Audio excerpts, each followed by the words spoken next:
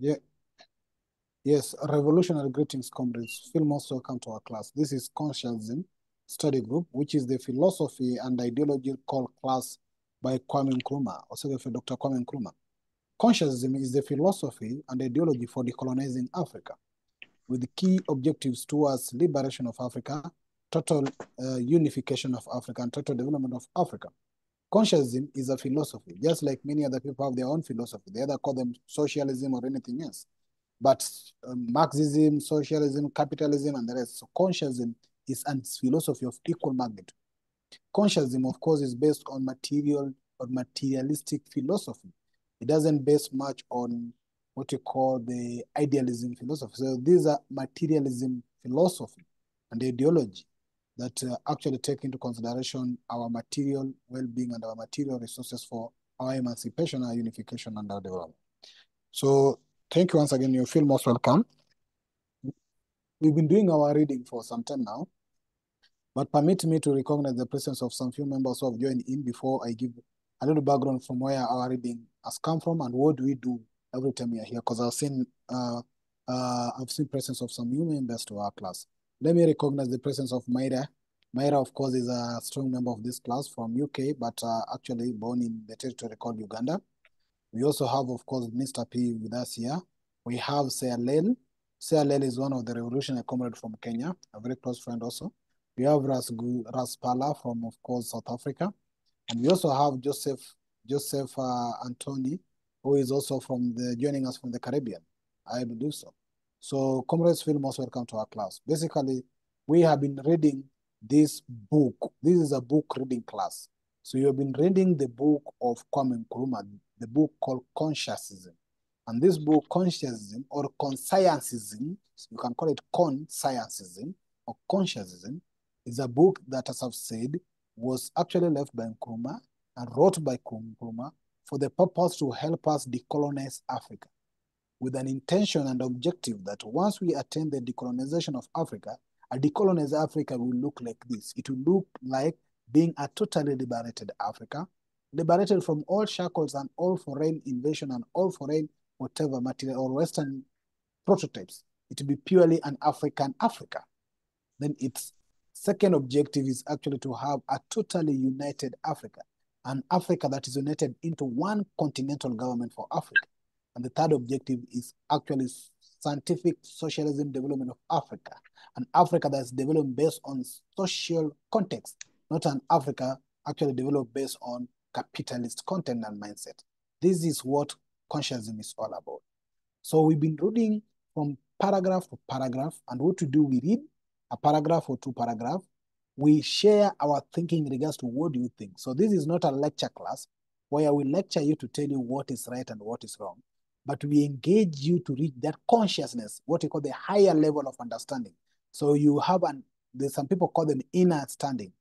We try to build your consciousness by asking you to share what is your thinking or what's your understanding of the text that is written here. You must remember very well that this is a philosophical text. It's not a storybook. It's not, those are the books written there. It's a philosophical text that engage you a higher level of thinking. And what you're trying to build here is a high level thinkers who can actually think consciously about the issues that are going on in Africa in order to liberate Africa. So our first chapter we are in is called Philosophy in Retrospect. Nkrumah has taken us back to a journey of asking some philosophical question. No, philosophy is all about, of course, seeking knowledge and ideas. So exchange of asking and question and answering. What sometimes Aristotle and Plato are doing there. That is what we actually also engage here, seeking knowledge. But we go back to ask, where did the universe come from? That is the first question in this chapter. What there is and how what there is. So what is the universe made of? What is our cosmos made of? Is it made of matter or ideas and spirits? That's where it takes us to. It takes us to how what there is. Those are two questions that we answer here. If it is made of spirit, how did that spirit come to be? If it's made of matter, how did that matter come to be? So we've looked a lot of this in regards to, we started with the idealism or idealistic thinking. Those who believe and think that the universe is made of ideas and spirits. We've seen what they try to say, but we've also realized that they have some little weakness. We've gone now to materialism, which is actually the basis and the ideological foundation for this class. And we're trying to examine materialism. And materialism believes that the universe is made up of matter, that the primary reality is matter. And anything that comes in this space, either the spirits, time, and whatever, are things that occupy space. As you know, matter is anything that occupies space. So spirits, ideas are actually can be derived from matter. And that is what this class is all about. And that's the standpoint of this class. The consciousm standpoint is that everything are derivatives from matter. And therefore, the primary reality is matter. So either you have ideas must come from matter, but not the other way around. Not that matter can come from spirits and ideas. No. To actually consciousness is that either be it tangible and intangible thing, that is where ideas or spirits come from.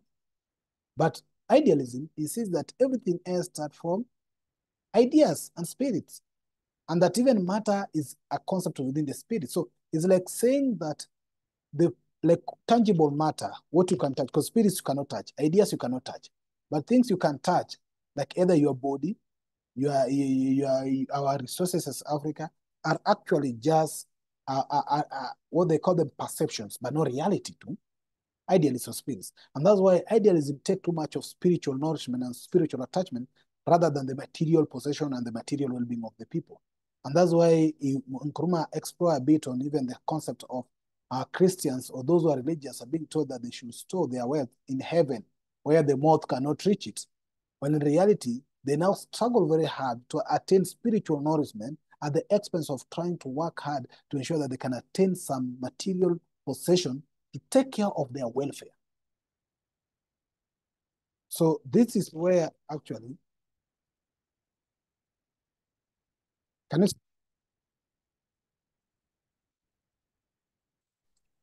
you hear Sorry, me? brother. I think you're just breaking up, brother. We missed the last sentence you said.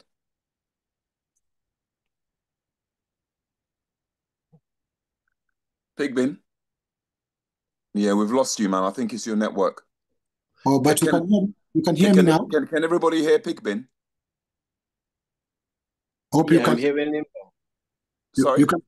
You can hear me? Yeah, I'm hearing you now. Okay, yeah, I think it was. We lost you a while ago. A little while ago. Okay, thank you. So what I was saying... It's your network, brother, your network, yeah. Thank you, brother. Yeah.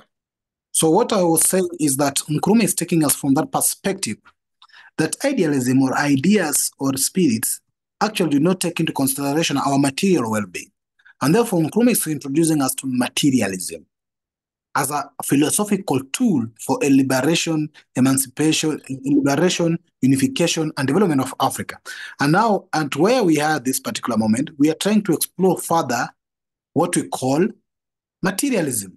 And we've gone to an extent that we've come across two tools for materialism, that materialism base themselves in logics and science. And therefore, in our previous class, we tried to talk about derivatives, what can be derived in the logical tools, which is either what we call, we have what we call constructionism, reductionism, and nominalism. Nkrumah believes or argues from constructionism that anything can be constructed from matter. Anything can be, even a house, you can construct a house from small stones and build a house. Reductionism is how can you derive or trace back an original setup like a human being? How can you take it back to the start? How can you reduce it to the beginning or how the human being came to be? So those aspects of also reductionism, constructionism, and nominalism. And at this particular moment in this class today, we will be actually starting from the concept as you see in our paragraph. We'll be recapping on the where it said dialectical materialism recognizes difference between mind and brain. Then we'll proceed to the chapter talking about a sober philosophy cannot ignore this. That's what we'll do today as we continue with our class today. So hope every one of you is now at par with where we are going to, and why we are here. Is that clear to anyone? Or is there anyone who has any question in regards to anything that I've presented before we start our class today? I know we have so many new people who have joined us. If in case there's any question, feel free to ask in regards to whatever I've explained. If there will be no question, we'll be moving to our reading as we usually do. So anybody? Brother Pigeon, I don't know if you can hear me because I'm outside, but I just have a quick question. So I understand constructionism and reductionism, but please could you explain nominalism, that last one for me, please. Nominalism. That one, yes, please. Now they say, as you can see in our text, where let me underline it so that you can see where it is. You can see there it says that in nominalism, only concrete existence are held to be primary and real. Other existence being, as it were, surrogates a concrete existence of any higher logical plane. So what happened here, concrete existence, which means things that are physical and tangible, are only things that actually nominalism holds as primary. While constructionism tend to believe that you can come up with the idea, but from a tangible thing. So it accepts constructing things coming from a tangible thing. Like one can have a picture. How those concepts appear, like that picture cannot be tangible. It's not concrete, but you can create a picture of where you want to be out of where you are.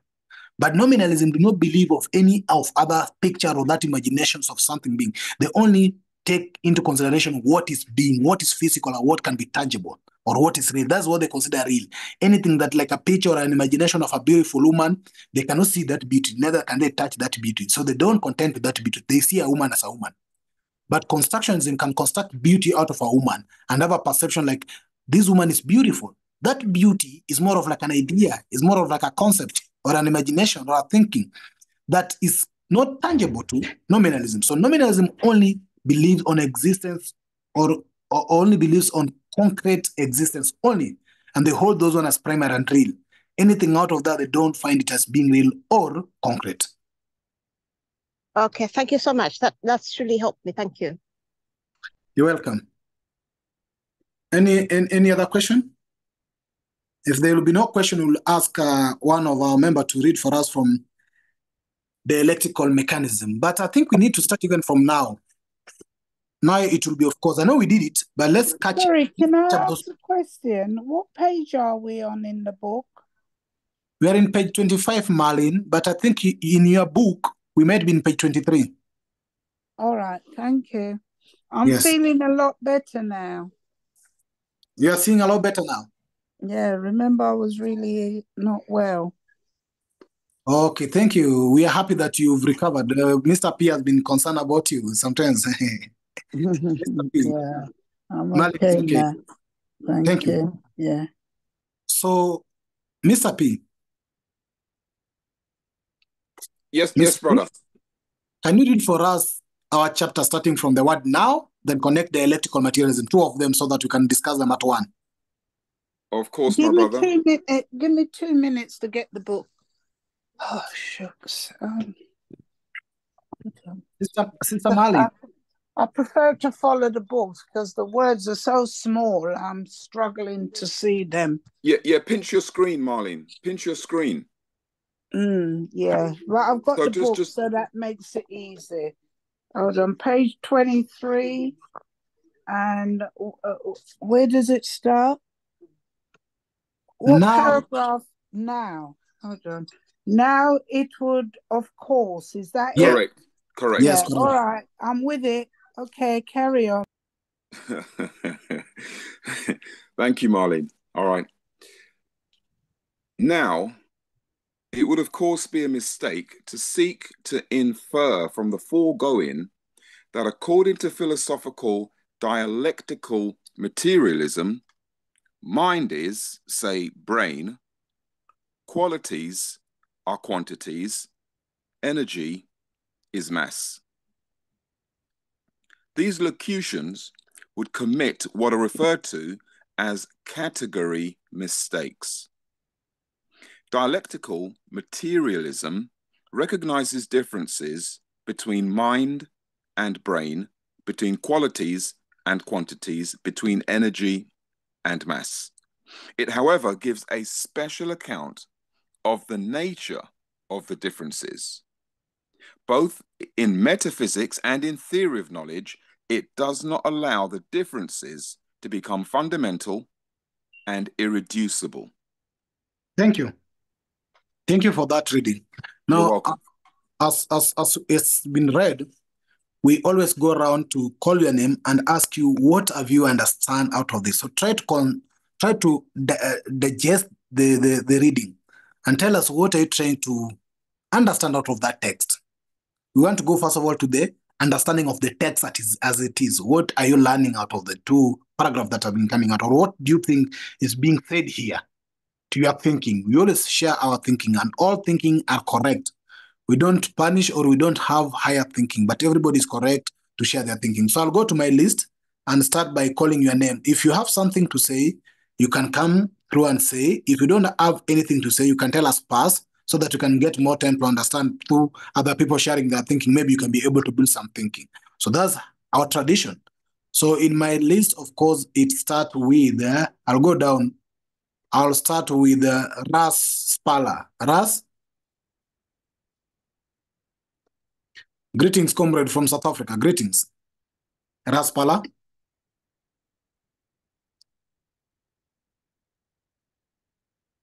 Okay. Then from Ras Spala, no, will come back when he's able to unmute himself. Kindly unmute yourself, Ras. Let's go to Myra. Then we will go to Malin. Then we will go to Rinomi, in that order.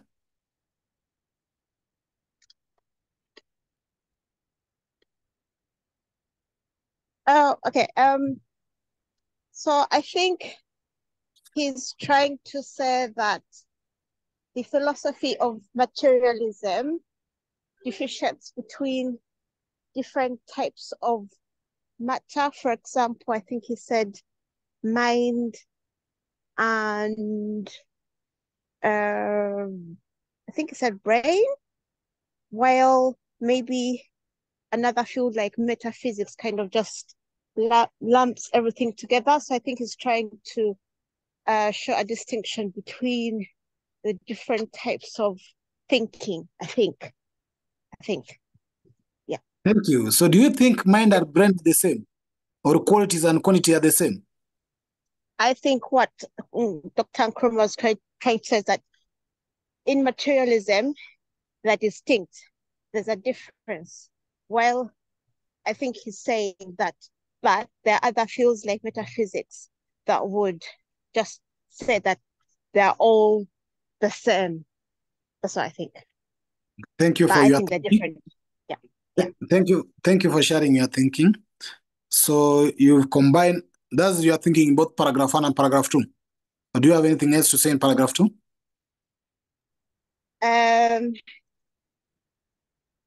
No, I think that's it.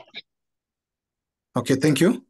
Let's go to Malin.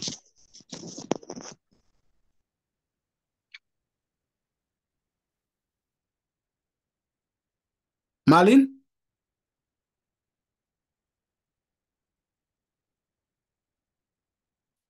Malin, can you hear me?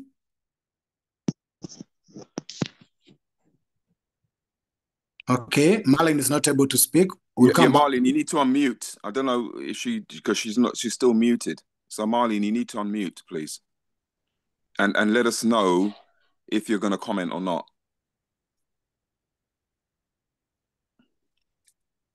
Okay, let's go to Renumi. I guess I want to pass it for now. Okay, Renumi. Let's go to, but we'll come back to you. Let's go to Ras Pala. Ras, are you able to speak? No, my lord, man. Can you pass some? That's it. Okay. It's a startup. I know people catch up. Mr. P. Yes, brother. What is your thinking? Okay. From what I got, I've read this a few times after I actually read it, because I wasn't thinking about it while I was reading it. I was just reading it. But after I'd read it out loud, I read it a few times. What I'm getting from this is there are distinctions being made here. I'm not sure what philosophical dialectical materialism is, to be honest. I'm not sure what that is. And locutions, again, that's a relatively new word to me too. But what I do understand, particularly from the second paragraph, is there are distinct differences. And you asked the question earlier on, asking if mind and brain are the same, and no, they're not. The mind and the brain are not the same. The brain is the material aspect, if you like. The mind is the metaphysical aspect. So they are completely different, even though most people look at them, a lot of people look at them as one and the same. They're not the same. The mind and the brain is not the same. Quality is not the same as quantity. Yeah. You can have for example, I work in media. You can have a radio station that plays lots and lots and lots of different music, but is the music any good? Yeah. You can have a farm that yields tons of crops come the harvest, but what's the quality of that crop? You may have a lot of harvest, but is the harvest any good? So there's a distinct difference between quality and quantity. And again, the same with energy and mass. They are not the same. Any item of matter will have a mass. It doesn't matter if it is a grain of sand or if it is an atom, a single atom. Everything has a mass. If it's matter, everything has a mass. Energy, you cannot measure energy by mass. Yeah, so these are all separate. These are totally different things. And I think they're the distinctions that we need to make. And it goes on to say, it doesn't allow the differences to become fundamental and irreducible.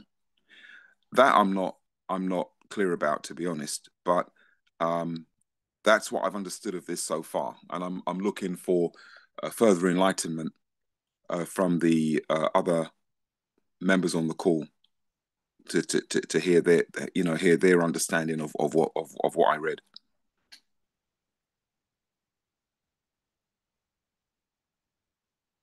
And that's it for now. Okay, thank you for that. Of course, dialectical materialism asserts that the primacy of the material world, in short, matter precedes thought.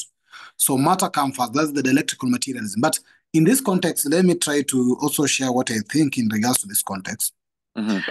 Now, in my understanding in paragraph 1, as you've seen, there are what you call categorial conversion. Categorial conversion on how can energy come out of matter, and how can quantity and quality be converted as derivatives. So that's what you call the conversion. How can maybe things like what we were talking, it was matter and energy, how even consciousness can come out from self-consciousness. How can those conversions be made? Like it's a transitional process, how you get liquid from solid, or how you get solid from liquid. That's the categorical conversion. And to my understanding, it says that it would be a big mistake if someone will actually confuse that solid is liquid, that mind is brain, that qualities are quantities. They're derivatives. You can actually derive quality out of a quantity. So quality become more of like that, what you call the constructionism, become more of like a picture you can see out of a quality. Or quality can be actually not tangible, as nominalism is saying. The nominalism only concentrates on what is concrete. So you cannot say that qualities is equal or the same as quantity. You cannot say energy is the same as mass. So this is what is saying, that if somebody tried to mean this, if somebody tried to say that qualities are quantities or mind is brain, then that is actually categorical mistake.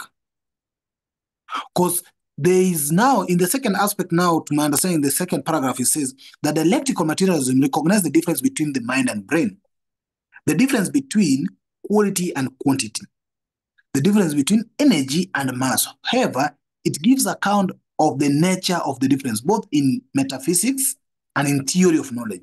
It does not allow the difference to become fundamental and irreducible. So what happens to what my understanding here is, my own thinking, is that it confirms that indeed qualities and quantity are different, but they can actually be converted. You can get quality, they're interdependent. You can get quality out of a quantity. You can get energy out of a mass. That's why it says that it can only explain the difference in terms of metaphysics and theory. Of course, if you tell me what's a quality and what's a quantity I can count. It's numbers, maybe 10, 20, 30, 40, 50, 60, 70, 80. But quality cannot be counted. You cannot say these are 10 qualities, these are 11 qualities. You cannot actually count qualities because they might not be that physically tangible to say quality 1, quality 2, quality 3, quality 4. But quantity can be counted. But out of quantity, somebody can derive a quality. Maybe you can say, out of 10 mangoes, there are 5 good mangoes. Good become a quality of the 10 mangoes or the 5 mangoes that are here. So they're interconnected, but they're not the same. Out of an energy, you can get the difference between mass and energy, but you can still get energy out of mass, or you can still get mass out of energy. You see, so this is what I'm understanding or my thinking is in the second paragraph when you say dialectical materialism recognizes the differences, but it doesn't allow those differences to mean that they are fundamental or irreducible. Out of those differences, out of quality, you can construct qualities. You can reduce energy to mass or mass to energy. You can either nominalize any of them. So that is what my thinking in regards to this. But anybody who can also maybe share some of their thinking, anything you've come up with or anything you're trying to get to as this conversation is going on, feel free to unmute yourself so that you can come in. This is what we do all the time. We discuss and share until we build what proper understanding is. So anybody want to come back or come in? Welcome, Brother Gleroy. Joseph. Hello, yeah, sorry. Who go next? You, Gleroy, or Brother, me? I was only greeting Brother Gleroy. He was sharing his greetings, but as Joseph, come in. Yeah, I concur to a great extent, to a great degree with what you have said, and also recognize that there are relationships between things and between ideas. So what strikes me most is the last sentence in the second paragraph, and it says it does not. Among other things, it says it does not allow for by the way, the reading is very small for me. It doesn't allow. It does not allow the differences to become fundamental or irreducible. Yes, in other words, it leaves room for further exploration for me, rather than it close the door to any kind of greater understanding, as you have like among the fundamentalists, whether it's in religion or in politics, or so, that says that this is the only way. You know, people say my way or no way at all. And I think for me, it's very important that we understand that life is about growing, it's about expanding, and I mean, there's never a point when learning ceases. I think this is what it says. So you could evolve. I was thinking while this passage was read over and over, at the time of Kwame, we didn't have the understanding of neuroscience that exists. The neuroscience as exists was not enunciated or elaborated as it is now. Now, through neuroscience, greater understanding could be obtained. And certainly, we now know that the brain and the mind is not the same. But whether you can have one without the other is another question. But they're distinctly not the same. So, in conclusion, I concur with Comrade Pigeon, And also they strongly endorse the last sentence that it should not allow for fundamentalism or for things to be irreversible, that you cannot look into it further or can I even go deeper. I hope I've made sense. Okay, thank you, Brother Joseph. Of course, now that is where categorical conversion come in. Materialism believe on conversion. That things are evolved. You can move from quantity to quality. You can convert it. That is what we call the categorical conversion. So it means that when it says that it does not allow the differences to become fundamental or irreducible, as we had come across it before, materialism, consciousism believes that matter is not the sole reality. It's just the primary reality. And therefore, there are derivatives you can derive from it. Unlike people who are either hardcore idealists who believe that the only thing that exists is ideas or idealism or spirits alone, or the hardcore materialists who only believe that the only thing that exists is matter and there's no spirits and the rest. So consciousism says that matter is only a primary reality, and that's why I come with the concept of derivatives. You cannot derive things out of primary concept, and that's why you can derive quality out of a quantity, and that's what we call categorical conversion.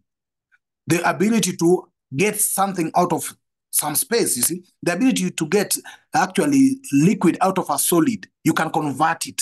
So there's also categorical conversion, how you can get quality out of a quantity. And therefore, it says that quality is not actually fundamental or irreducible. You can still reduce quality to something. And that's why it comes with the concept of reductionism or constructionism or nominalism.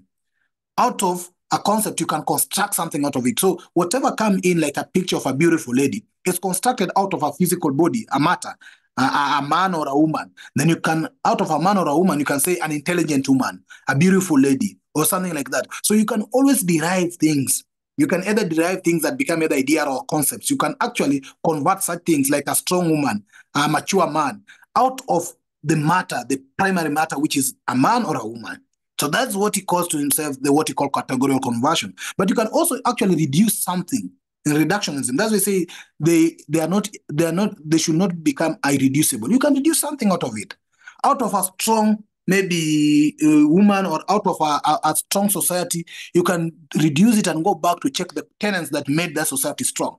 So you can still come back to that process. So that's what my understanding is in regards to this. So the materialism or dialectical materialism gives space for growth, as you have said, space for growth and evolvement, space of coming with anything else, space of creating ideas. But it is not that the ideas now create the matter. All these ideas, all these concepts will have to come out from a primary reality, which is some matter somewhere. That's what is my understanding in regards to furthering whatever you've said as a comment and sharing your thinking. Anybody else who feel that there's something they need to say in regards to the same two paragraphs we are still discussing? Anybody want to come in? Either you've been able to build up your better understanding and think that there's something you're getting that you can share? Feel free. Anybody? Ras Pala, I will not leave you.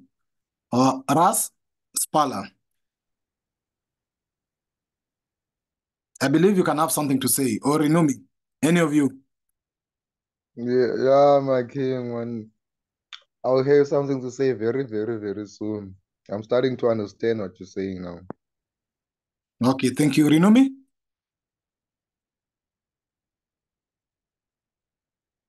Comrade Rinumi, do you have something to say? Comrade Sealel?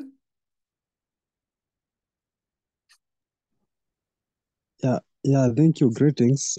Greetings, everybody. As well as we say that the battle for 21st century is the battle for Africa, man. So this is Comrade Sayelel. I'm based in Kenya. So I'm so happy to be in the Consciousness class, though this is one of the most critical book because it is not that everybody that understand the concept of this noble document. It is a very important document indeed. And I think this is one of the best documents that you should encourage every African of every awakening Africa to read. So without wasting time, because it is even late and also my battery is about to shut down, let me try to summarize whatever I've seen or whatever I've just learned in the paragraph that we are reading. So when it comes to the dialectical materialism, this is a concept whereby the Almighty Osage von Nkrumah, he was trying to talk about the opinions that can be opinion that can be adopted to resolve the opposing factors. So that is my understanding as the dialectical materialism, bringing out views or opinions or that can solve the opposing factors. Let's say, for example, there are factors that are affecting the Africa unity.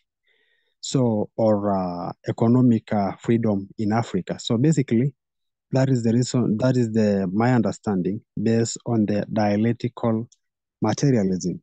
So that is the paragraph 1. Secondly, he also said that there's a difference. So he was trying to say that a mind is different from the brain.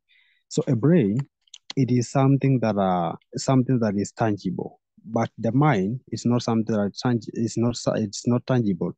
So basically, a brain is very different from the mind. So a brain, it is something that you can touch it, or you can just it is something that you can touch it. So, but the mind, it is the thinking. It is something that it is the thinking, something that you cannot measure.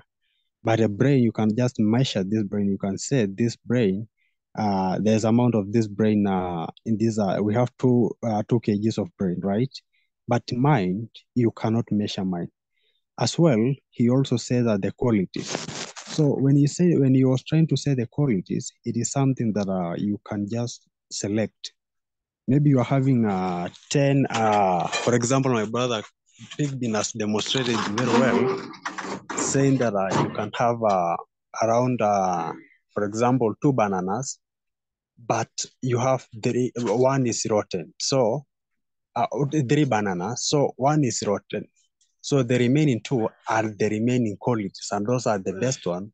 That is now trying to demonstrate by the quality. So basically, you can derive from the quantities. Quantities, as per the philosophy of the Kwame Nkrumah, you can understand that there is a difference between quantities and qualities. So quantities, it is something. It is, for example, you can say that this amount I have 2 plates of food. And also I have 1 plate of, for example, meat.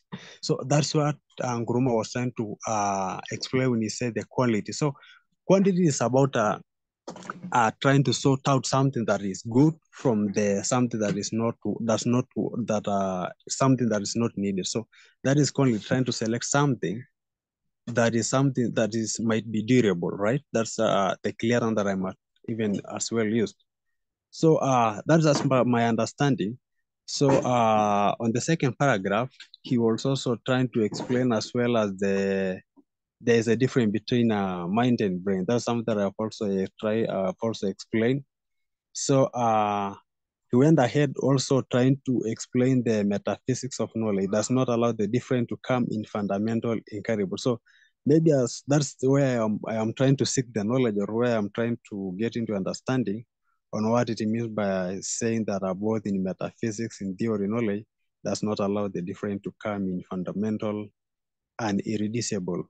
Thank you.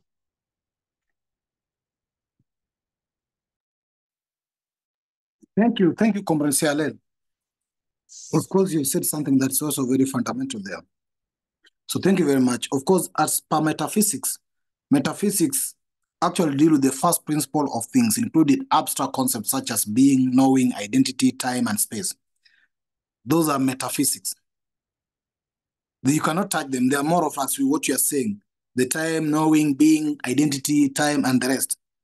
So what Nkrumah was trying to derive to what I'm thinking in this aspect is that, you see, idealist believes on spirits and ideas. Maybe by we praying and believe that God is there, we don't know the physical being, the touch of God, whether it's black or physically present or whatever, but we just believe. We are more of in the metaphysics. We just believe that God is there, you see? And we don't accept the first accent of the human being that is the primary. God is the primary being and everything else. He's the creator and everything else. He also actually believes in ideas. And when you face idealist with the reality, like Nkrumah said somewhere there that they only tend of everything being on the brain and mind and ideas alone, that they can't actually perform, that they can be a whole part of the body. So within they are based too much on those ideas and spirit. But Nkrumah is trying to show here that actually those ideas and spirit can come from matter. They can be derived from matter. That's what you call the categorical conversion. Even when you say, actually, when you say things like qualities, which is more of like ideas, there are concepts there, that this is 10 or this is brown or this black. Those are things you cannot touch. But the reality is that they come from matter. They can be derived from matter. You cannot say this is black without pointing at the concrete thing. What is black? A person, a vehicle, or anything else. These are things that are tangible. So out of the tangible things, you can get now the ideas. And this is where it brings the difference between, and he tried to justify that idealism do not actually offer any concrete solution. And therefore, idealism ignore the existence of concrete realities. That there are concrete realities, that anything that idealism depend on or idealism think of is actually derivative from materialism.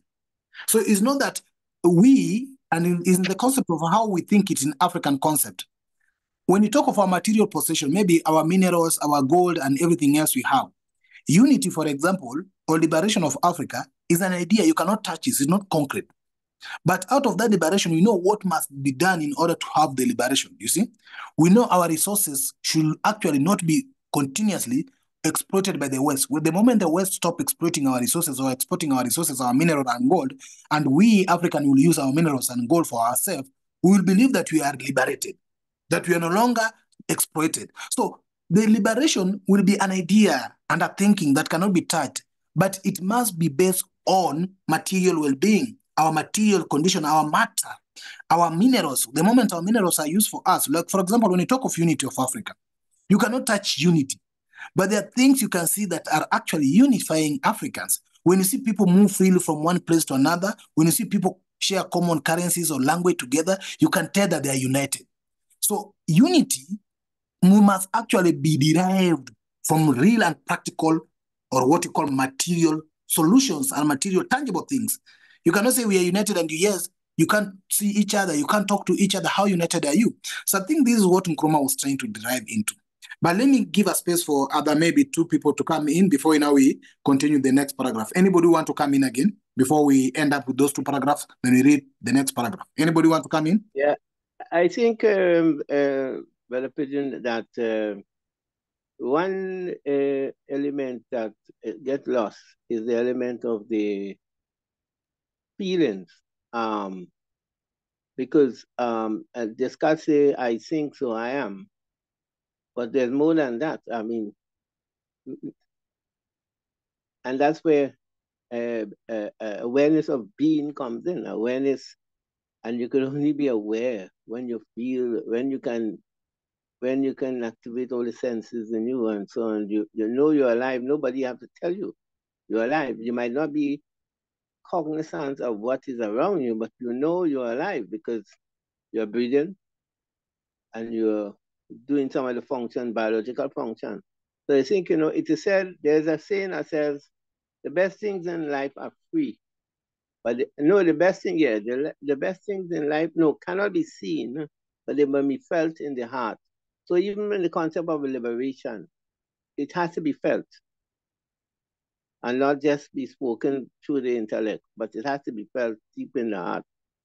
And the heart is usually a metaphysical term for feelings. It must be felt. I hope this have added another dimension to the conversation. Thank you for that, Brother Joseph. Of course, Nkrumah had mentioned that concept of I think, therefore I am. He called it like an excuse that idealists give in. He called it like a lazy excuse. Yes, you think, therefore you are, but who do you think you are? You see? So he discussed it a bit as saying we must go to an extent of analyzing as you are saying, but it's very important that you brought that angle actually, because we must feel the liberation. But that liberation, for us to feel it, it must start with something. So we must have physical movement or anything else that make us feel that we are liberated. For example, You cannot feel that you are satisfied if you don't have food in the stomach. So you must put food, which is something concrete, into your stomach, then you can have a feeling that you are satisfied. If there's no food in your stomach, you'll feel hungry. So they must come from, the feelings must be derived from concrete or primary reality, which is matter. And that's what Nkrumah was trying to derive at in this particular moment, to my thinking. Anybody who has a last thinking or want to share something, then we move to the 2 paragraphs below. Anybody want to come in? This is a class where we actually encourage people to speak. Renumi, are you having something to say?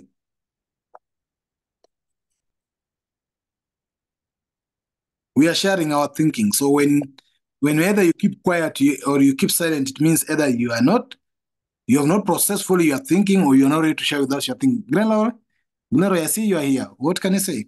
What is your thinking in regards to the text? Well, I came late, so I want to listen more, but I'm grasping the discussion, so I'll wait. Okay, thank you. Then if there's no any other further thinking, we can continue, because this is just a continuation. So the next paragraphs will also just continue our first concept that we've been going on with. So I'll ask again, of course, brother Mr. P, DJ Mr. P, if you can be able to read for us the next paragraph. Yes, my brother. Abimbolo is unmuted at the moment. Did you want to say something, Abimbolo? Yeah, I just want to say that I've not been in the class for quite some time, so this is my first time of coming back after a long break. So I want to observe for today. Maybe from next class I'll be able to grasp what's actually the discussion, so I can contribute. So that's what I want to say for now. Okay, thank you. That's noted. That's noted. Yeah. Yes, Mr. P. Okay, brother. Where are we? Right, okay. A sober philosophy cannot ignore categorial differences, but it has the right to give a valid account of these differences in such a way as to reveal them as façons de parler, French term, not said that before. Façon de parler. From the standpoint of theory of knowledge, philosophical materialism treats the differences as belonging to logical grammar. This, if one may express an opinion, is a kind of difference also drawn by Frege between concepts and objects, when he said, with truth, that the concept horse was not a concept, but an object. The difference in question is a difference in the role or function of certain terms, and the difference is subject to logical parsing. Let me illustrate this point in another way. If you can scroll up, please. Thank you. Suppose a man were asked to provide an inventory of objects in a room, and he counted all the legs of tables and chairs, as well as flat tops and backs. Then he could not, in the same inventory, count tables and chairs. True, though, it is that a table comprises a flat top and legs, there is nevertheless a difference between a table and a flat top and legs. The difference is said to be epistemological, and not ontological. That is to say, tables do not exist on the one hand, while on the other, tops and legs exist alongside. In the same way, one may admit epistemological differences between mind and brain, quality and quantity, energy and mass without accepting any metaphysical differences between them. Without, in other words, admitting that for mind, one needs any more than a brain in a certain condition. For quality, any more than a certain disposition of quantity. For energy, any more than mass is a certain critical state. Thank you. You're welcome. Yeah, that's a heavy paragraph indeed. You're telling me, man, I've got smoke coming out of my ears right now. Yeah, let's take some time to analyze the first paragraph. This first paragraph, where I start from the Asoba philosophy. So let's take some time there as you try to read in between the lines in order to share with us your thinking in that first paragraph. So have a minute or some seconds, try to read them in person or deeply so that you can build a thinking out of it. And then be free to start sharing with us your thinking. I'll be able to try to find some of the definitions of this word like facons, the parlor. But I see Brother Kwame has joined us, the chair of the class. Brother Kwame, feel most welcome. Thank you, Brother Pigeon. Thank you. Yes. So we are reading the paragraph from Asoba philosophy. Hope you can see the screen. Yes, I can. Yes. So we've read that paragraph and the following paragraph, but we want to concentrate on the thinking in the first paragraph first, then we'll move to the second paragraph. Yes, sir. Okay, thank you. So who is ready to come first? Let me check my list. Feel free to reread the first paragraph. Just concentrate in this first paragraph. Read in between the lines and try to form some thinking and share with us what are you thinking or what are you understanding out of this. That's what you are looking for. I don't know if I can be able to get the meaning of this word facons.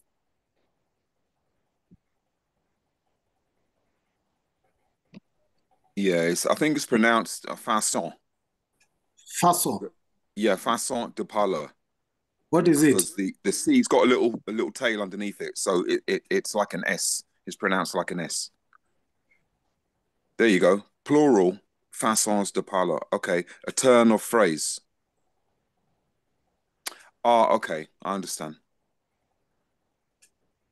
What is it? You understand what? What do you understand from you? Yeah. Okay. It says façons de parler is it's like a turn of phrase. Is as it says here, it's a rhetorical formula, especially one that ought not to be taken literally. It's a phrase. So let me give you an example. Yeah, not taken literally, but rather as employed for convenience of expression only. So coming back here, a sober philosophy cannot do that, but it has the right to give a valid account of these differences in such a way as to reveal them as a façon de parler, as a turn of phrase. I'm not sure how it applies in this particular context, but I do understand what a turn of phrase is. Okay. So it's not to be taken literally. It's not actually to be taken literally. It's another way of saying something. Give you an example. Our brother is saying a lot, but can I just say that let's understand it as meaning a way of speaking. That's just a way of speaking. Okay. Basically, that's what it means. It's a way of speaking. For example, if we say it is raining, that's a way of speaking. Yeah. Does it mean that the it is a subject? No. But that's how it is said. Yeah. It is raining. Yeah. It doesn't mean that the it is some kind of subject that is causing the rain. But that is how we say it. So it's a way of speaking. So it is raining. What is it? That's what you're trying to drive us to. The it, what does the it stand for? When you say it is raining. Okay. And I get it. Which is why I said it's not to be taken literally. Yes. So it's a way of speaking. Yeah, the it you're referring to isn't a person or a thing. It just is. It's just rhetorical. Yeah, it's just a way of speaking. Rhetoric is a way of speaking. Yes. Thank you. Yeah, and another way to understand it is like saying the description is not the described. The description is not the described. Yeah. That makes sense. Yeah. Let's start sharing our thinking in regards to this. Let me hear what Brother Gilleroy has to say. Brother Gilleroy, in that first paragraph. Yeah, I was going to remind people of the rhetorical aspect of it. It's not necessarily a throwaway line, which is what sometimes being rhetorical is emphasizing, but it's important to say that it's rhetorical. It's the way in which an expression is seeking to be put forward. So I only wanted to, and I think someone has just said before me about the rhetorical aspect of that line. That's really what I wanted to introduce. Okay, thank you. But now can we have somebody sharing his thinking in regards to the whole paragraph, starting from a sober philosophy until the last phrase of that paragraph, logical phrasing or fasting? What is your thinking? What are you understanding out of this paragraph?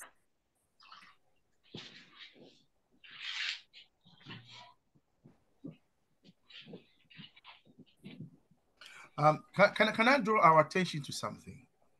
You see, this part where we have reached now is trying to get at or trying to get us to see the difference or to understand dialectical materialism, which is the paragraph before this. And you recall from last week or maybe the week before that when we accept, which we do, that matter is primary. When we accept that it is primary but not the sole reality, yeah, because we are not hardcore materialists. Because hardcore materialists say that the only thing that exists is matter. They dismiss the kind of things we are referring to here as qualities and so on. They don't accept that. They say that when you are talking, when you say mind, mind also is matter. Yeah, those are the sole dialectical materialists. The primary dialectical materialists, we argue that yes, matter is, but it's only primary. In other words, it is that from which all other categories of matter arise. Yeah. So that being the case, the problem that we face, we as a class here face, which Nkrumah is drawing to our attention, is how then do you explain the fact that there are different categories of matter? There is something called a train. There is something called a train driver. There is something called a mathematics teacher. There is something called a mobile phone. There is something called a house, a horse. How do you explain these differences? How do you explain these different categories? There's something called energy. And that problem is a logical and a scientific problem. And if we all recall, we looked at this, I think the week before, and the argument was made that there are three scientific methods which you can explain categorial differences. Comrades, note, categorial, not categorical. And note that very carefully. It's not saying categorical. It's saying categorial, meaning they are categories. Yeah. And the three scientific methods that you can use to explain categorical differences are reductionism. Do we recall that? Do we recall that? What's the other one? Constructionism. And what's the third one? What's the third one? Nominalism. Nominalism. Correct. So these are the three scientific tools that you can use in order to explain why there are categorical differences in nature. That is how you can explain how can you have cold water. When you put heat under the cold water, you get hot water. If you put coal under that water and that water turns into steam, it can drive a locomotive, right? Now, a locomotive, a moving train, is not the same category as the steel, the human being that is doing that. They are different categories. However, with these three scientific tools of constructionism, reductionism, and nominalism, we can explain all categorial differences in our universe. It's not the only two. We also have logic. Logic also is the other one. Yeah. So A plus B equals what? AB. Yeah. If A is water and B is heat, if you mix them, you get AB, hot water. Now, the paragraph we've just read on the sober philosophy basically arose because this is making allusion to, I don't know whether we're all aware of the big argument in philosophy that said that actually all this confusion in philosophy is down to language, is down to the way we speak. Yeah. When you say, I am thinking, just think about it. Think about it for a moment.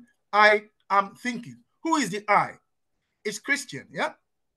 Hold on. It's not Christian. It's the soul that is talking. Hold on. The soul? Are you sure? No. It's the spirit called Christian that is speaking. Are you sure? Oh, no. It's the physical body that is thinking. Yeah. I am thinking. So who is the I? Is it my body? Is it my soul? Or is it my spirit? Now, but hold on here. I am thinking. Is there really an I that is thinking? Or is it just a brain that is thinking? Are we really sure there's an I that is thinking? Are we sure that the thinking being is such that because he or she is a being, what he or she does is to think. Therefore, the thinking is the person that constitutes the person as a being. There is no I anywhere, and so on and so forth. The point I'm making is that the philosopher called Eyre and others, they concluded that the whole problem of philosophy is in language. This is where linguistic philosophy came from. And when we look at chapter 5, which we'll look at later, we can see it at play. I'll pause there for now. Thank you. Hope you provided more light than more confusion. But let's hear what other people are thinking. I also do. Who is coming in? Who is ready to share what they think in regards to that paragraph? We always speak to a paragraph. Then from that paragraph, we speak to the next paragraph. Of course, we've read the two paragraphs. And if you want to tie them, well and good. Because Nkrumah decided to illustrate whatever he's saying in the paragraph we read. So he tried to illustrate whatever he was trying to mean in the first paragraph. And if out of this illustration, it can really help you to also compose your thinking to the first paragraph. So can you use this illustration to share your thinking in what the first paragraph was talking about? If you can be able to share your thinking in regards to that way. So who is ready to come in? Because Nkrumah has actually illustrated the first paragraph in the second paragraph. So what are you understanding out of that illustration? What's your thinking? Let me go through my list. Mr. P. Then Joseph. Then Rinomi. Then welcome Mauli, you've joined us now, and welcome Ifo, also you join us now, and also Sherin has just come now. Phil, most welcome. We are trying to read these two paragraphs, so I hope that I'll be giving you enough time. When I come to you, don't say I pass. I'll be giving you enough time. The paragraph we are reading is a sober philosophy. We are reading a sober philosophy. Yeah, brother, if anybody wants to pass, please allow them. Yeah, okay. Okay, so you. Brother Mr. P? Okay, can you scroll down a bit, please, so I can see the beginning of the paragraph? Because there's something in the first sentence. So if you could just come down a bit, please. Okay, that's fine. I equally shared this paragraph into a text. So in your WhatsApp, you have it as a text message. So you can still also read it. Oh, okay. Sorry, I wasn't aware. I haven't read those messages. I saw them coming through, but I didn't actually get to read them. A sober philosophy cannot ignore categorical differences. That line, that sentence there, is in itself is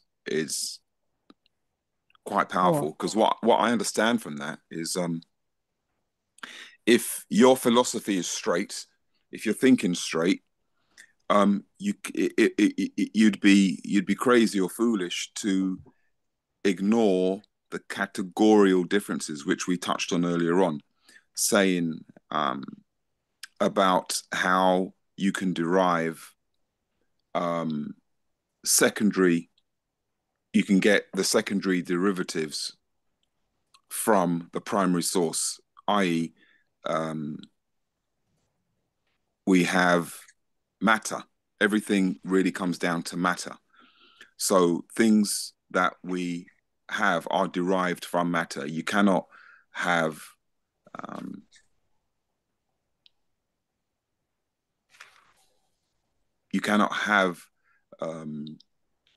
sound, if you like, without something that is matter that creates that sound.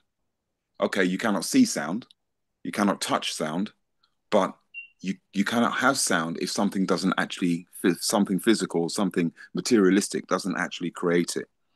So that's what I get just from the first sentence. That first sentence alone tells you to really think about materialism. From a standpoint of theory and knowledge, or theory of knowledge, philosophical materialism treats the differences as belonging to logical grammar. There's still, if you could scroll down a bit, please. Okay, thanks. There's still quite a lot here that I'm processing, to be honest. So it's fair that we come back to you. Continue yeah, I'm still processing Rather, you it. need to go around, let him process, and then come back to you. No problem. Okay, the next person in my list is Joseph, then Rinomi, then I'll go to Mauli. Yeah, as I said earlier in when I chimed in a bit, it's like the description is not the describe. Similarly, what we hear and what we see it will be different to each of us based on our orientation or experience and so on. So there must be that that opportunity or possibility for people to be able to share or to give or in the exchange of in communicating or in elaborating, for want of a better word, rather than, and it goes back to the last line in the second paragraph about it should not be irreducible or at least fundamental. In order, we must see what's behind it, if it's bringing a metaphysical concept here, what's behind it or what's over it or what's below it. Or so it's to see the relationship, I believe, it's talking about. And when the brother said about it actually is about language, I strongly support that. Language can bring about all kind of issues because people have different means of expressing the same thing. And I think that's one of the fundamental problem even with religion. People take I think it's one size fits all, where different people would understand the same text or passage differently when considering it. I hope I'm not confused you folks. Thanks. Thank you. Let's go to Rinomi.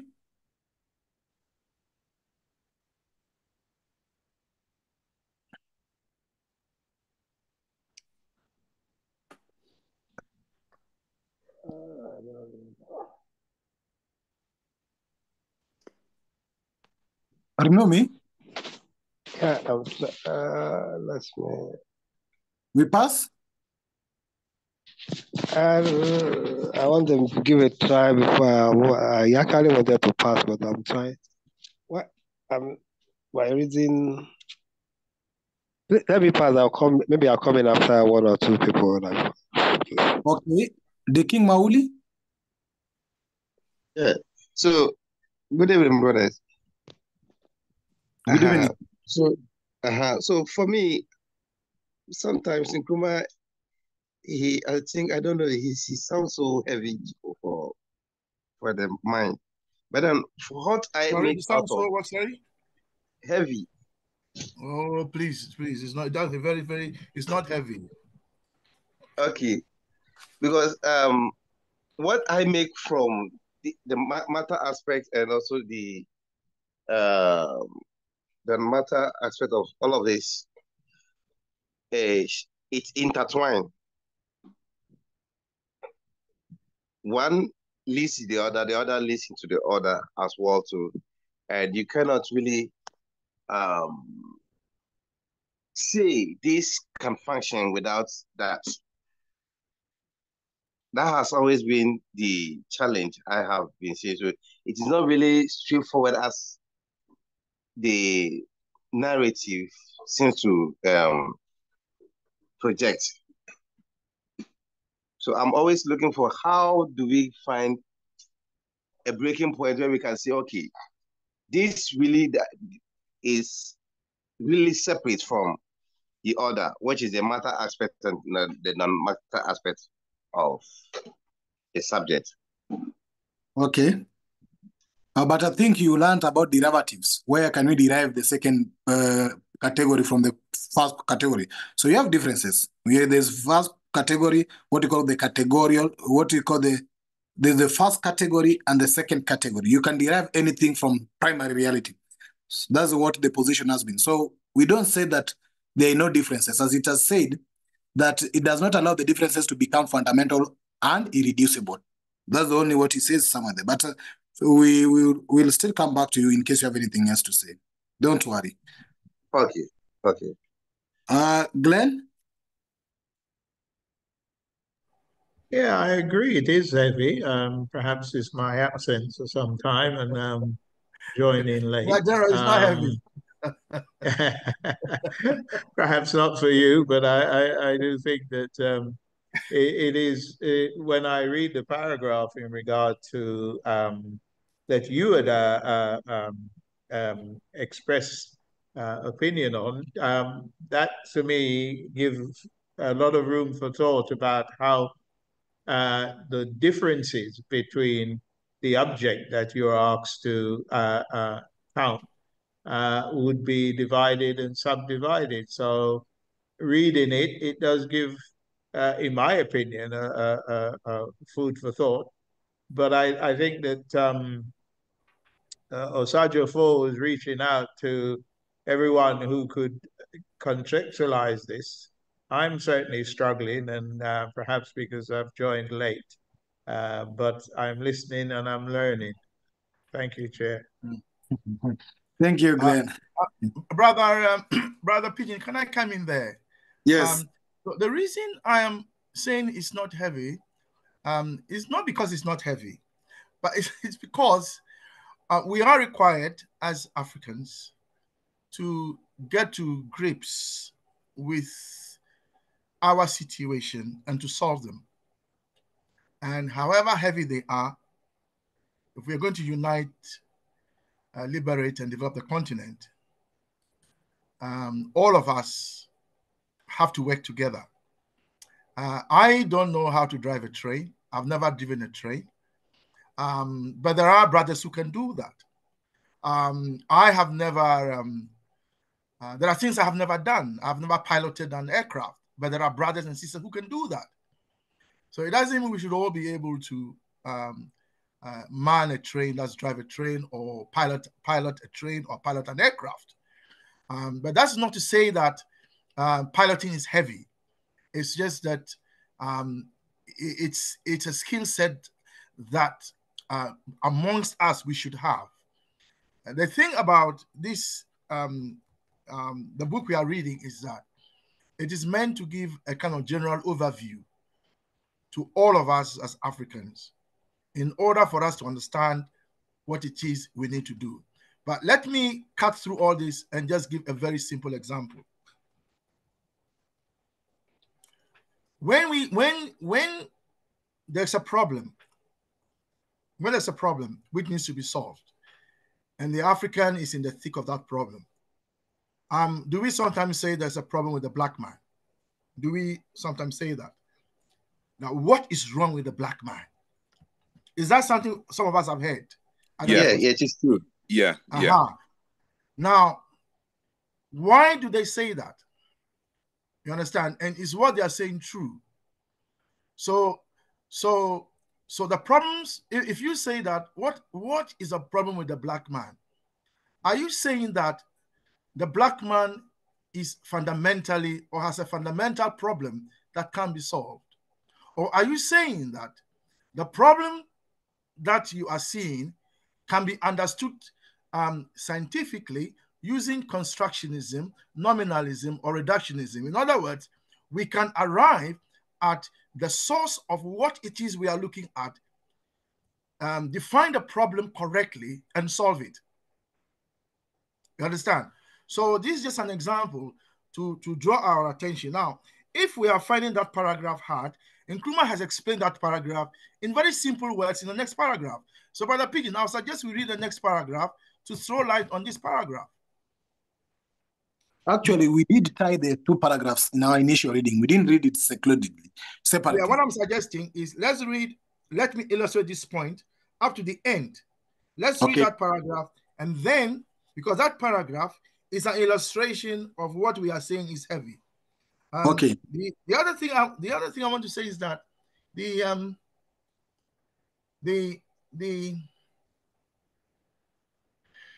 paragraph is dealing with the trend in philosophy that said that actually the problem is language.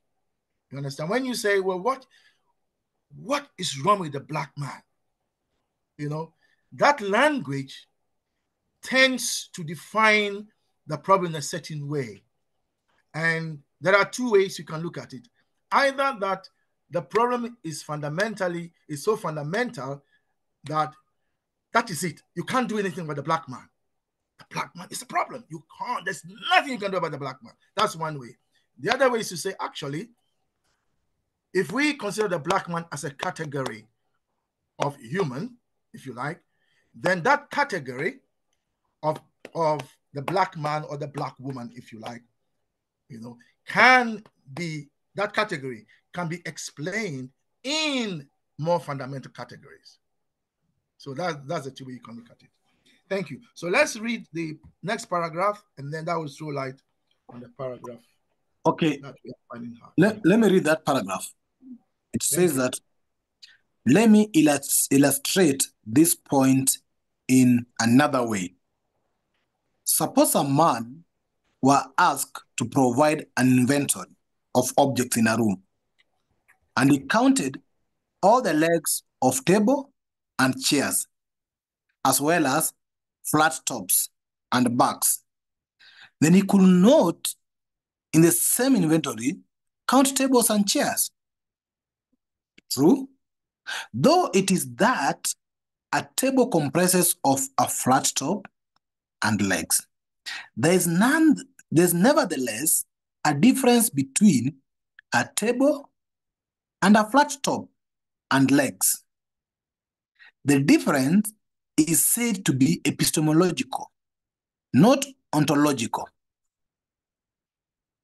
That is to say, tables do not exist on the one hand, while on the other hand, tops and legs exist alongside.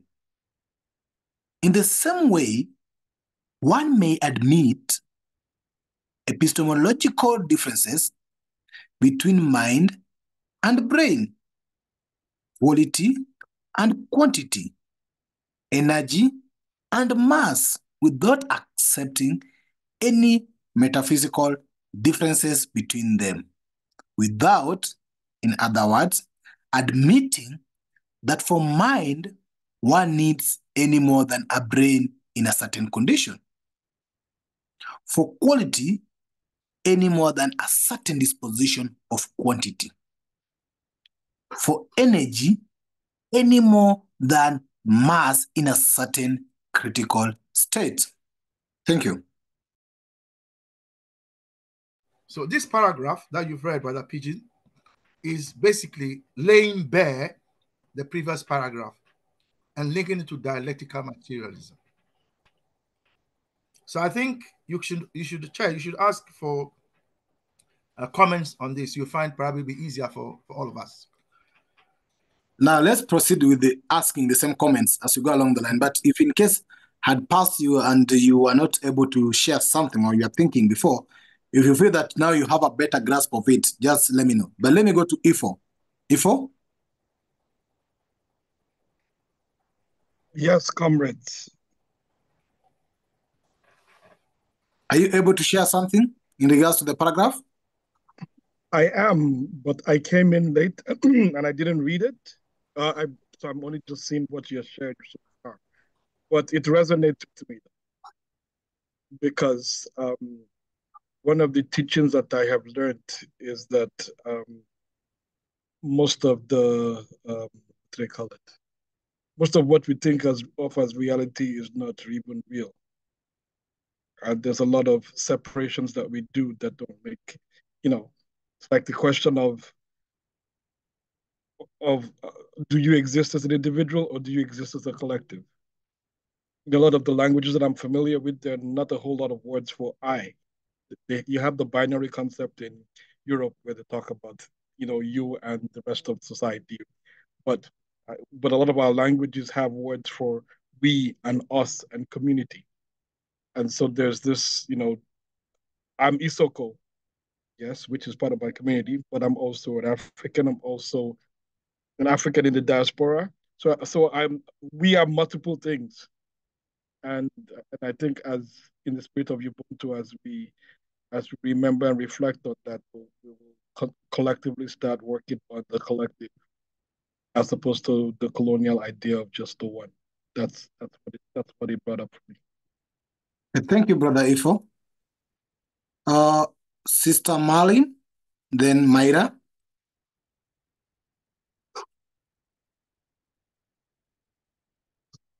Sister Marlene or Sister Myra? Any of you want? Yes, proceed, Sister Myra.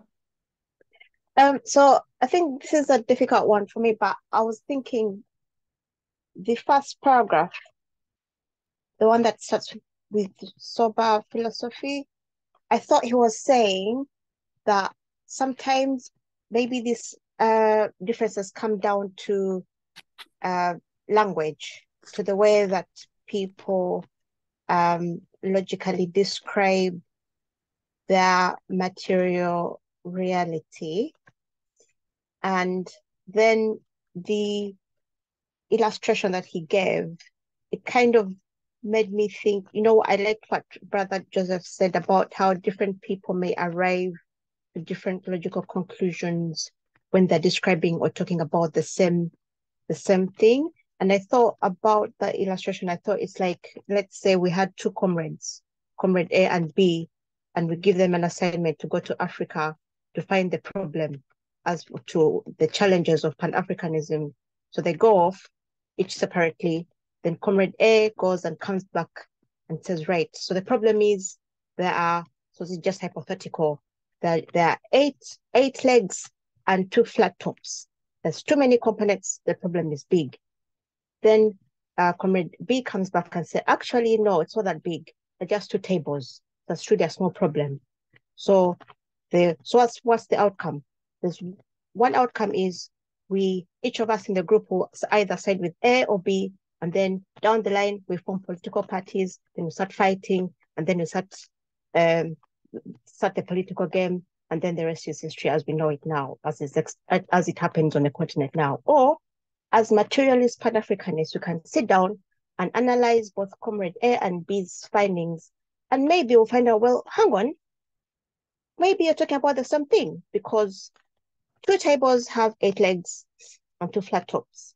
So maybe it's he's asking us to think through the language, because we're different Africans with different tribal backgrounds, and to think logically about our problems, and maybe in thinking logically, we'll realize if we break it down using reductionism and constructionism and nominalism, we'll find out actually, however we represent the problems, they all have the same components. So maybe it's asking us to think about how the concepts of our problems and the language we use, and how to, instead of fighting, let's sit down and logically think through the language, and we'll find out maybe there's more similarity than differences.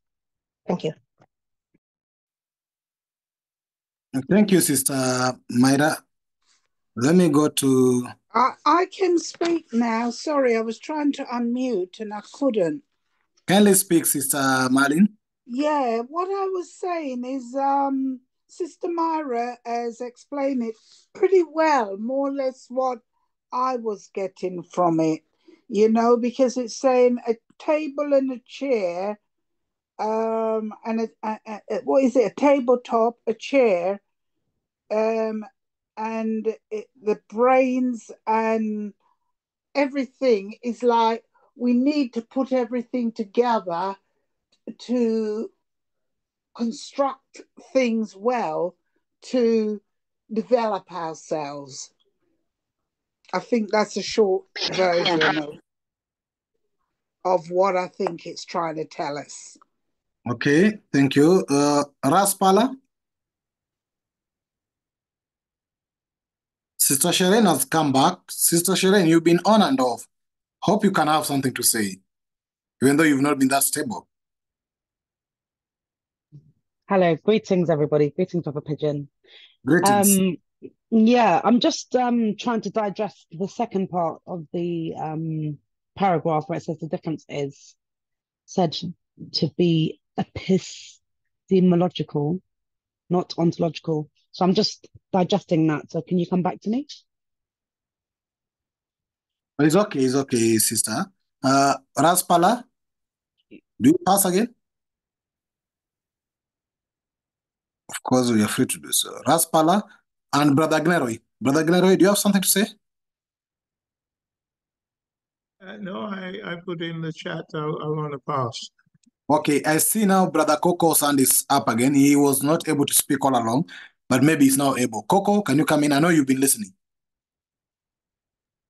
Yes, comrades. Good evening, good night, wherever you are.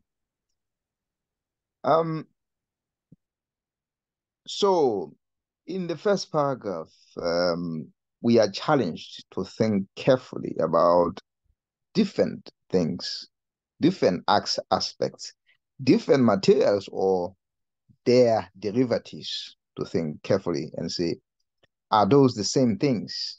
Are they similar? Are they, quantity versus quality? I think Mr. P was talking about that in a nicer way, explaining how those things are different. Brain versus mind.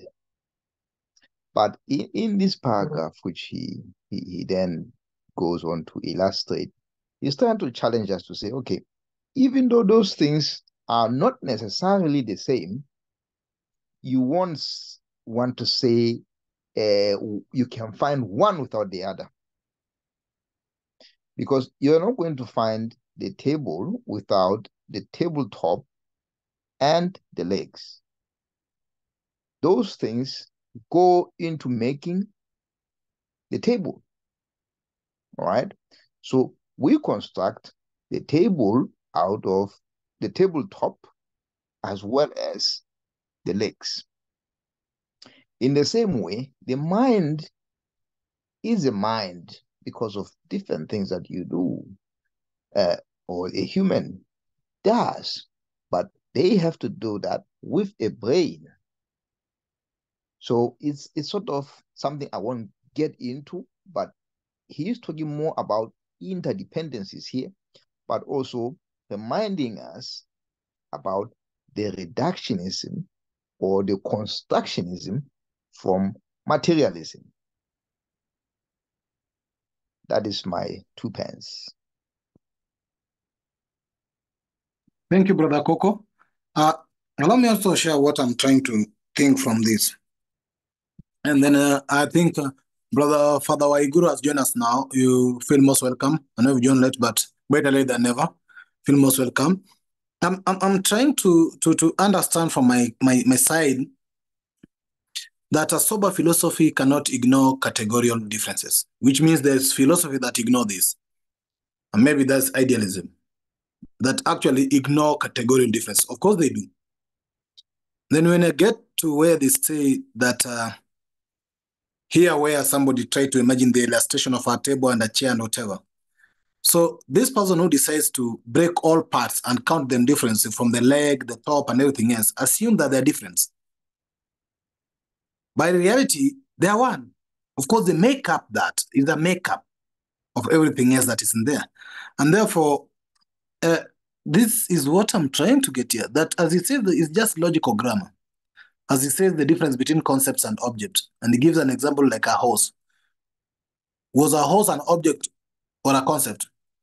If you say horse, because you see, what I've learned before in this class when we were talking about idealism, they perceive anything outside the mind in what they call solipsism, anything outside the mind as a perception and not a reality. So then it comes in, when you talk of a horse, is a horse an idea? But a horse is actually an object. There's something called horse.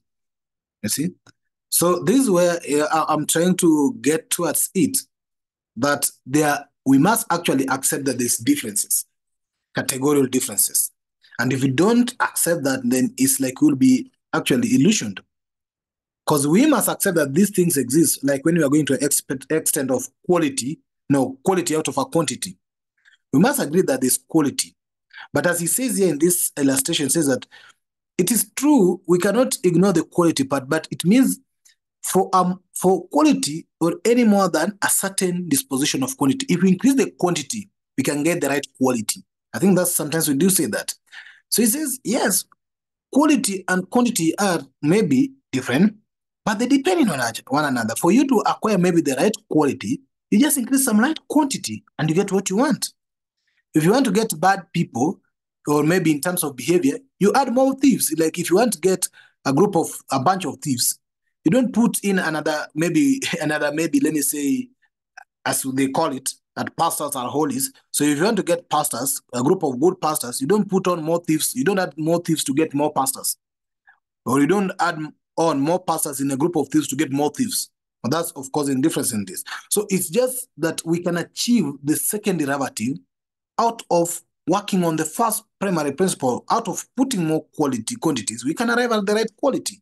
So this is what I'm trying to understand from here. By the right brain, of course, if we put on the right in our brain properly, we can achieve the right mind. So this is what I'm trying to get from this paragraph. But let me see what Brother Kwame is thinking. Brother Kwame? Yeah, what I'm thinking is that it's been great hearing from everyone. And I want to continue from where you and Sister Mara left off. And yes, Brother Pigeon, we have to accept categorical differences, but we must never accept certain categorical differences that are rooted in façon de parler. And one of them, because one categorical difference, if we accept it too much, leads to racism, which is the idea that there are different human races, a white race, a black race, and so on. Those differences are spurious differences. They don't really exist in reality. They've been created as a way of speaking in order to confuse people and to mislead them and to discriminate and so on and so forth. So yes, we must accept categorical differences, but not all categorical differences, because some of them are not rooted in reality. Now, with categorical differences, and the way Sister Mara has also put it, is drawing our attention to the three scientific approaches that we looked at. Okay, now ontology in philosophy simply means reality, the true nature of something. You know, what is water? What is it? Ontologically means what really is water? Well, water is H2O in reality.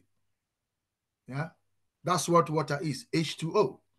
Now, if you then ask what is the epistemology of water, well, that depends on where you are coming from. If you are in a church, that water could be holy water. If you are a Muslim, that water could be something you wash your feet and your hair with before you pray. If you are thirsty, that water is something you drink to live. So the epistemology of water, which is knowledge of water, depends on where you are and what the situation is. But ontologically, from a scientific perspective, water fundamentally is H2O. So that's the difference between ontology and epistemology in a way. Now, categorical differences, if we are to explain the differences in nature, because if we say we accept that matter is primary, then how do we explain the differences? And we've been given 3 scientific tools. If you look carefully at the table, when you have a complete table, yeah, and chairs, yeah, you can do something. You can reduce them into their fundamental properties. And in the case of the table and the chair, you can break them down into tops and legs. You can do that. Obviously, scientifically, you can go further and break them down into the atoms and so on. But, amongst us generally, we can say that you can break the table down to legs and tops. When you do that, it's called reductionism. That's what it's called. Right? That is reductionism that we looked at. When you construct a table and a chair from tops and legs, what are you doing? You are engaged in what is called constructionism. That means you are building something from its fundamental parts. Okay? When you say that the table is real, there is something called a table, and that a table is not just an idea, that is real, then you are engaged in what is called nominalism.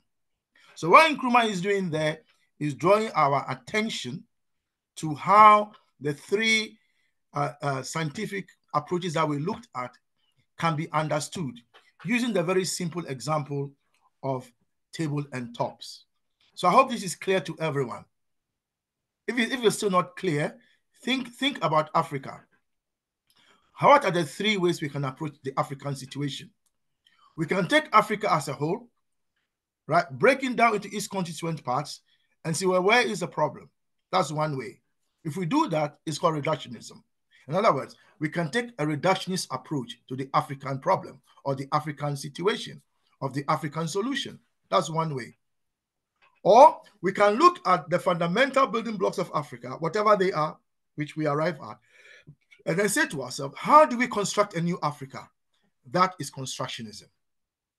Now, when we begin to separate concrete objects from ideas, like saying racism is an idea, it is not real, then we separate it from the fact that there is something called Kikuyu, or an Igbo, or a Yoruba, or so on and so forth. Now that is concrete. There is something that exists like that. You understand? So when we begin to separate ideas or concepts from the concrete reality, then we begin to see through the fog. So to conclude, Nkrumah in this paragraph is drawing our attention to the 3 scientific tools that is open to us as Africans, which I'm afraid, I'm not sure who is using this.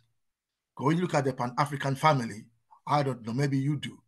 I don't see any Pan-African family taking constructionism and saying that, how do we construct a new Africa?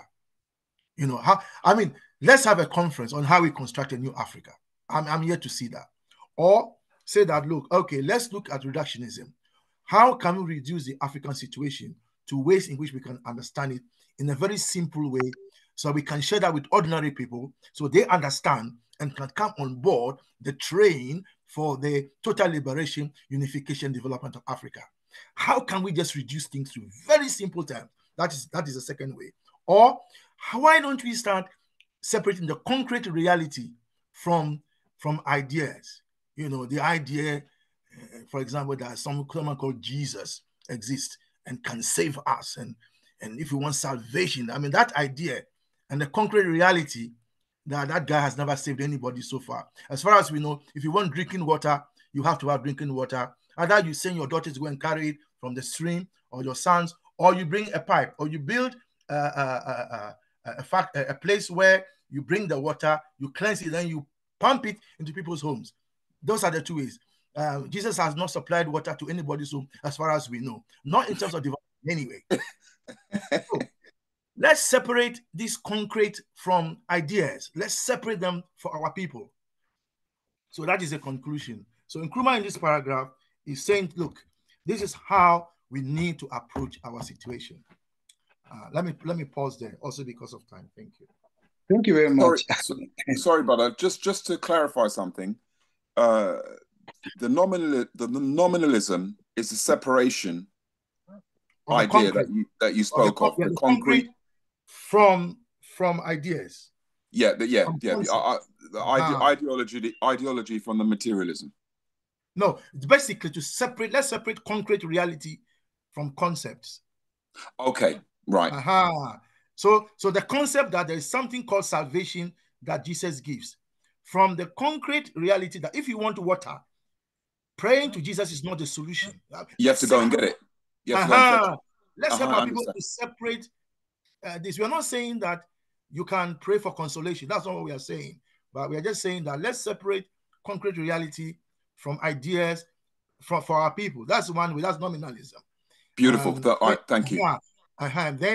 Then reductionism is, let's look at the African situation in simple terms so that we all understand what the issues are. Yeah, I understand the other two. It was just the nominalism I wasn't clear about.